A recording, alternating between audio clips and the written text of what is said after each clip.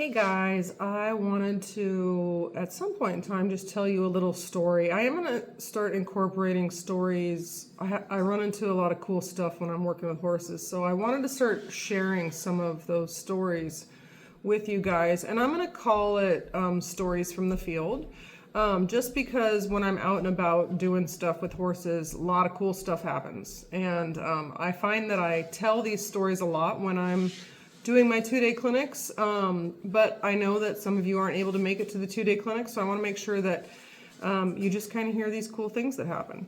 Well, I had one, and this doesn't actually relate to body work, but it was just something that made me think, and I think that being intentional is really important when you're working with horses. And this one caught me a little off guard just because I wasn't quite ready for it. So I was working with my mare, Georgia, who most of you, if you've seen my videos, you kind of know who she is. And she's always loaded into the trailer really well. She just gets in. She doesn't care. She doesn't have any anxiety. I drive really well, so she doesn't get tossed around in the back. I'm super calm when I'm loading her up. I don't have any anxiety about horse trailing or anything like that. So that helps.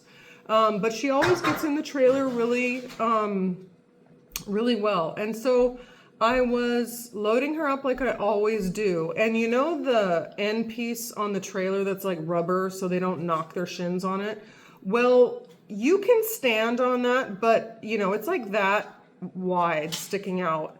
And if you stand on the part that's attached to the trailer, it's fine. But if you just stand on the very tip of it, like your foot will slide off. Her foot will slide off.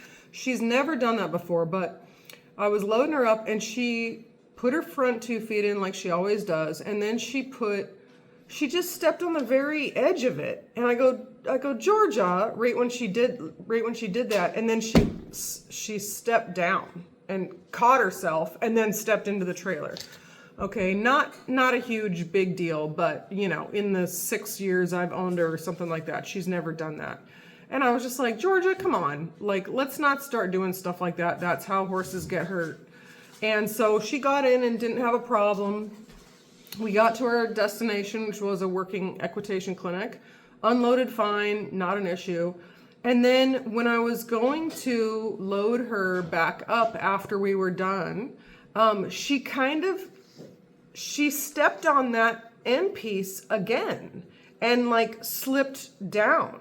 And when she got in, I was like, Georgia, like I scolded her a little bit verbally. I was like, this is ridiculous. Don't start doing this stuff. And she kind of was like looking at me like, it's fine. I'm fine. And so, we got home, she unloaded fine as always. And then the next day I went to ride at an arena in town. And I kind of thought about it when I went to load her up. And I thought, just don't let this not be a new habit that we have formed. And I think it was really funny because as she went to load up, she put her first 2 feet in, as she always does, the same way she always does it. And then I didn't say anything, but I had that intention, inside of me where I was like, please don't step on that rubber thing. And she went to step and then she goes, nah. And she stepped down and took another little baby step. And then she stepped into the trailer properly with like 6 inches to spare, right? Stepped in the way that she always does. And I was like, you thought about that, Georgia, didn't you? You thought about that. And I started laughing and I was like, good girl, Georgia. Good girl. I knew you were thinking about it. And she started licking her lips and looking at me like, yeah, I know. I wasn't going to do it. And she licking her lips and she started yawning and licking her lips. And I was like, my gosh, what a wild interaction that was, where I recognized that she did something because she remembered the day before that it wasn't the way that we should have done it. And it's just wild because I think horses don't get that much credit sometimes. And I also think we don't pay attention enough sometimes.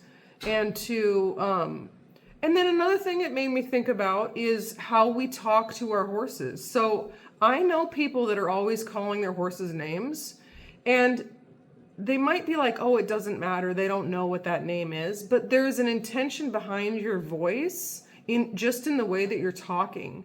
And based off how Georgia reacted, because I scolded her the first time and the second time that she didn't step into the trailer properly.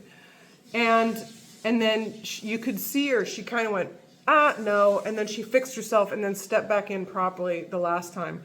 And then I praised her after that. And that was her remembering the day before that she got in a little bit of trouble for not putting her feet in the right spot. So we need to be really cognizant of how we are speaking to horses and how our tone comes through, and just really paying attention to that, because they're picking up on it. They're picking up on it. So anyways, that was just a cool story I wanted to share with you. I'm sure you guys have a lot of cool stories, and I'd love to hear them. So anytime, shoot them my way. I'd like to hear it. All right. Talk to you guys later. Bye.